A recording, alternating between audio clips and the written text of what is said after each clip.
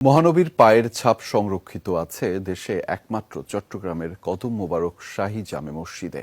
শুধু তাই নয়, পাশেই আছে বড় পীরের পায়ের ছাপও, যে কারণে ইতিহাস ও ঐতিহ্যের অনন্য সাক্ষী এই মসজিদের আলাদা কদর ধর্মপ্রাণ মুসল্লিদের কাছে। প্রতিদিন দূর দূরান্ত থেকে এখানে আসেন অনেকেই। একমাত্র ওয়ালটন এসি দিচ্ছে 1 বছরের রিপ্লেসমেন্ট গ্যারান্টি এবং কম্প্রেসারের 10 বছরের গ্যারান্টি।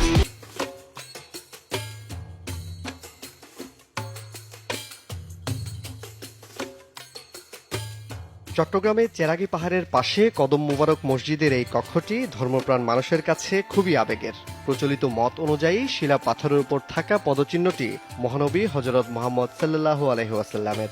তার পাশে অপর পায়ের ছাপটি বড় পীর হযরত আব্দুল কাদের জিলানী রাদিয়াল্লাহু তাআলা আনহুর। ৩০০ বছরের বেশি সময় ধরে পদচিহ্ন দুটি এখানে সংরক্ষিত।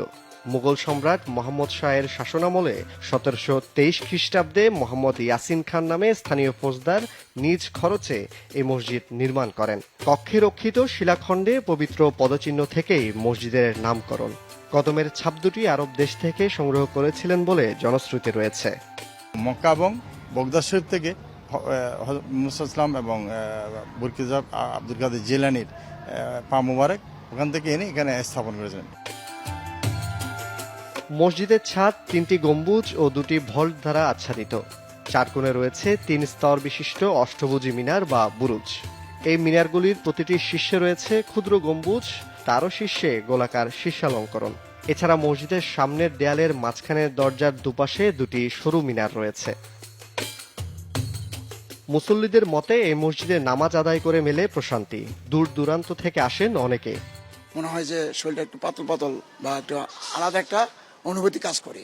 আমি এখানে নামাজ পড়ি, ভালো লাগতেছে, ভালো লাগে। আমি 5 ওয়াক্ত নামাজ দেওয়ার পরে আমার খুব ভালো লাগে, কারণ এখানে খুব পরিবেশ সুন্দর, সবার জন্য উন্মুক্ত এবং কদম শরীফে সবার জন্য উন্মুক্ত, যখন যার ইচ্ছা হয় সে দেখতে পারবে।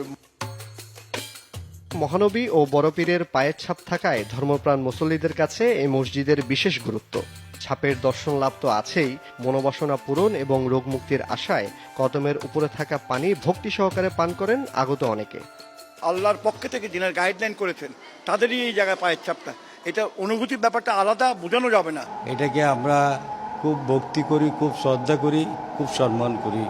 এখানে নিয়ত করে এসে কদম শরীফে পা থেকে পানি খেয়ে অর্ঘ্য লাভ করে। নিয়ম আছে, ওইখান থেকে আমরা কোনো পয়সা কোনো কিছু আমরা নিই না। দূর দূরান্ত থেকে মানুষজন এখানে আসেন পায়ের ছাপ দুটির দর্শন লাভের আশায়। রোগ মুক্তির বাসনা বা মনোবাসনা পূরণের উদ্দেশ্যেও এই পায়ের ছাপের উপরে থাকা পানি ভক্তি সহকারে পান করেন অনেকেই। জুবায়েদ ইবনে শাহাদাত, যমুনা নিউজ, চট্টগ্রাম।